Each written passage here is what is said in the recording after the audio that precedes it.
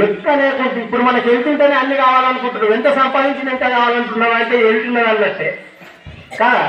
ఏదో భగవంతుడు ఇచ్చింది తిండి తీర్థం కొడవలేకుండా భగవంతుడు ఈశ్వరానుగ్రహంతో మనం హాయిగా బతుకుతున్నాము, ఇచ్చేతోడు ఆయన ఉన్నాడని మనం ఏదో ఒకటి చేస్తూ సంతోషంగా ఉంటే నీకు అక్కడికి నిండిందన్నమాట, నీకు తెలిసి లేదు కదా.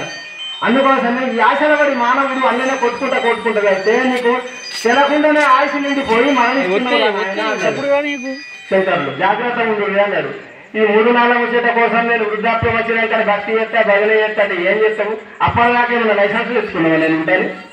ఏ క్షణములైనా ఏదైనా జరగవచ్చు కదా.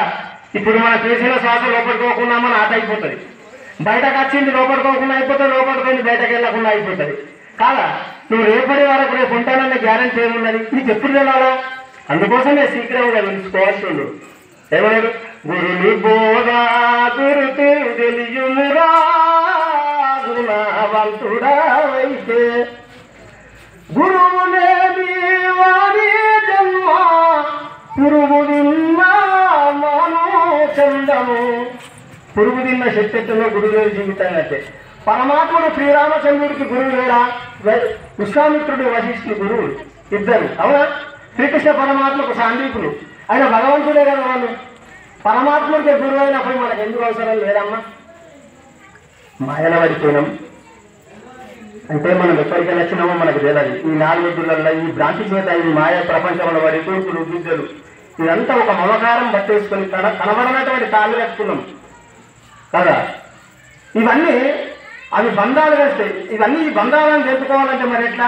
కాన చెట్టు ఉంటే ఏ తాళ్ళైనా దేనిపైన పోసేస్తావు, కాంగ్రా తాళ్ళు లోన్లు పోసేస్తారు అవ కదా. యాడికొకటి పుట్టంగానే వాడి చిన్న పిల్లగాడు పుట్టిన తర్వాత ఆ పిల్లగాడికి ఈ ప్రపంచం అంతా పరమాత్మ స్వరూపంగానే భావన చేస్తాడు.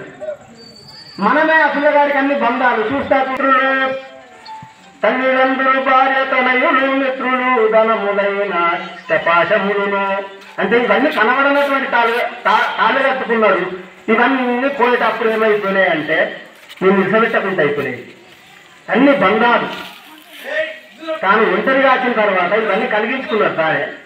అవన్నీ తీసుకోకపోతే నీకు మోక్షం ఎట్లా వస్తుంది? ఇక అన్ననే కొట్టకపోతాం.